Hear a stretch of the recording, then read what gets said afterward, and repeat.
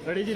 आपने कहा था कि एक मोड़ पे जहां बिछड़े थे आज मिल भी गए हैं और चेतन बरागटा आपके पास आ भी चुके हैं और अब पार्टी की मजबूती किस तरह से मिलेगी? देखिए, जिंदगी में ऐसे दौर आते हैं और कभी बिछड़ते हैं, कभी मिलते हैं। और मैंने इसी प्रकार से बात कही कि एक मोड़ आया था जहां हम बिछड़ गए थे, लेकिन एक मोड़ फिर से आया जहां हम फिर मिल गए, मिल करके आगे बढ़ रहे थे।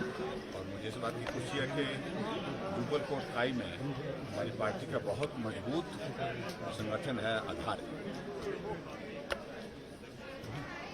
वो सारा परिवार अब इकट्ठा होकर के आगे बढ़ करके काम करने के लिए निकला। चेतन बरागटा जी की भारतीय जनता पार्टी में वापसी होने के साथ वहां पर पार्टी को मजबूती मिली है और उनके साथ साथ में जितने भी जो लोग वहां पर पार्टी से जुड़े थे उनकी विधिवत पार्टी में वापसी इस बात का संदेश है कि हम सब इकट्ठा हैं, वैचारिक दृष्टि से इकट्ठा हैं। हम पार्टी के लिए इकट्ठा होकर के काम पहले भी किए हैं।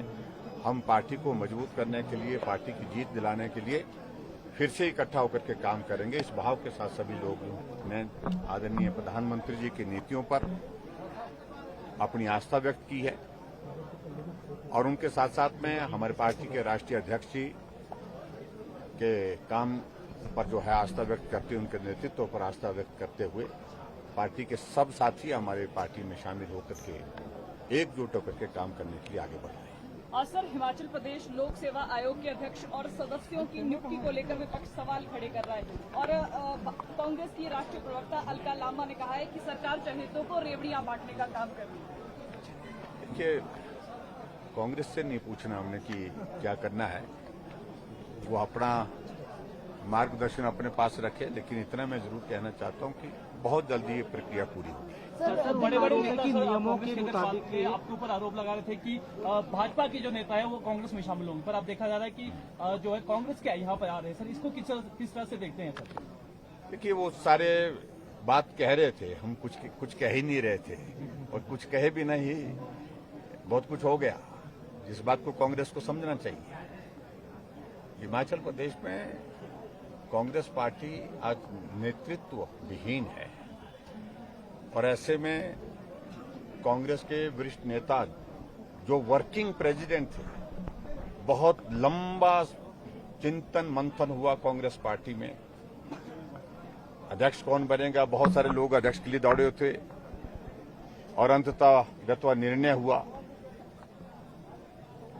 लेकिन अध्यक्ष के साथ 4 कार्यकारी अध्यक्ष बनाए गए और 4 कार्यकारी अध्यक्ष इसलिए कि भाई एक योजना बनाई गई कि इससे जो है वो पार्टी को मजबूती मिलेगी और उस पार्टी के कार्यकारी अध्यक्ष जो है भारतीय जनता पार्टी में शामिल हो गए।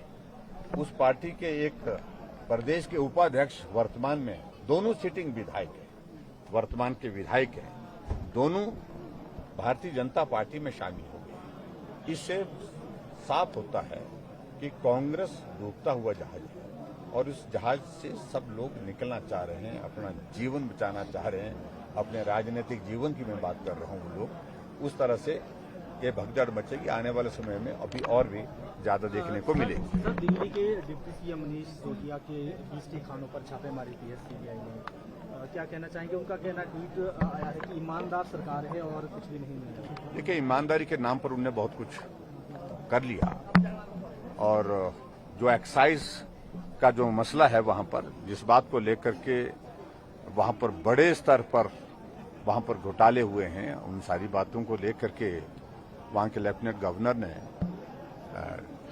कहा कि ये जांच का विषय बनता है और सीबीआई को रेफर किया है, उन्होंने रिकमेंड किया है कि भाई ये इसमें जांच बनती है और इस पर कार्रवाई होनी चाहिए। और बच्चा जानता है कि वहां दिल्ली में एक्साइज में क्या हो रहा है, किस प्रकार की सारी चीजों को वहां पर प्लान करके एक्साइज के माध्यम से पैसा इकट्ठा करने का उनने एक तरीका निकाला था। और ऐसे में मुझे ज्यादा नहीं कहना है क्योंकि अभी तो सारी चीजों को लेकर के कानून के मुताबिक जो कार्रवाई हो रही है वो हो रही है, लेकिन फैक्ट्स आने चाहिए, फैक्ट्स आने दीजिए, उसके बाद बात करेंगे। सर, गारंटी भी उन्होंने दी है, पीछे यहाँ आए थे, शिमला आए थे, 5 लेकिन मैं इतना ही कह रहा हूं कि सारी चीजों पर एक्सपोज हो गया आम आदमी पार्टी की बात है। कांग्रेस पहले से एक्सपोज है और आम आदमी पार्टी अब हो रही है। किसान मंच का जो आंदोलन चल रहा है, बागवान जो बोल रहे हैं कि इकट्ठे यहाँ पर हुए हैं, जेल भरो आंदोलन भी अपन किया, आगे और चेतावनी दी है कि और इससे पूरा आंदोलन सिर्फ ऐसा मैं मानता हूं उसमें अब किसानों के हित से ज्यादा, बागबानों के हित से ज्यादा राजनीतिक हित जो है वो सामने आ गया है उनके। मैं आग्रह करूंगा उनसे कि जो जेन्युइन इश्यूज है उन पर हमारी चर्चा हुई है, बातचीत हुई है, उसके समाधान करने के लिए कुछ कदम हमने उठा लिए हैं, कुछ कदम उठाने के, लेकिन कम से कम बागबानों और किसानों को गुमराह करने की कोशिश मत करो, इसमें राजनीति लाने की कोशिश मत करें। सर आपका एनपीएस वाले सर 7वां दिन है आज उनकी कर्मिक भूख हड़ताल पर। वो कह रहे हैं कि उन्हें सिर्फ 14% नहीं चाहिए, जो ओल्ड पेंशन हुई यहाँ पर चाहिए। आपसे मांग करें और उनकी मांग है, उस पर विचार कर रहे हैं। सर आउटसोर्स वाले राहत ताक रहे हैं,